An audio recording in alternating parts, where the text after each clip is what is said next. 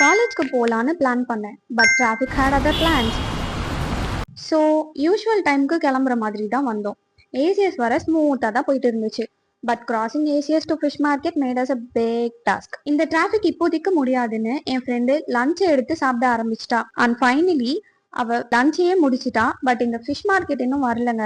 Traffic ரொம்ப ஹெவியா இருந்துச்சு.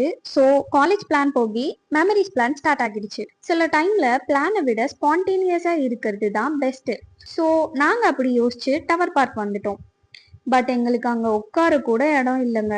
அவ்வளோ ஹெவி டிராஃபிக். நீ நினைக்கிற மாதிரிலாம் ஒண்ணும் இல்ல. ஸோ இது வேலைக்கு ஆகாதுன்னு நாங்க ஹைட் அண்ட் சீக் விளையாட டிசைட் பண்ணிட்டோம். தென் தி மேட்ச் ஸ்டார்ட்ஸ். எல்லாம் நம்ம ஆளுங்க தான். ஒளிஞ்சிருக்க லட்சணம் அந்த மாதிரி. டேய் பாடி உள்ளதன். Playing hide and seek was very funny and childhood modes on ஆகிடுச்சுங்க. பட் லாஸ்ட் வரைக்கும் நான் மட்டும் கண்ணையே மூடலையே.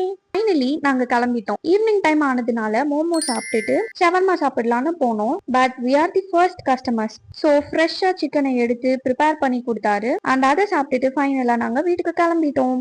Unplanned days gives us unforgettable memories. இந்த மாதிரி உங்களோட காலேஜ் மெமரிஸை கமெண்ட்ஸ்ல சொல்லிட்டு போங்க.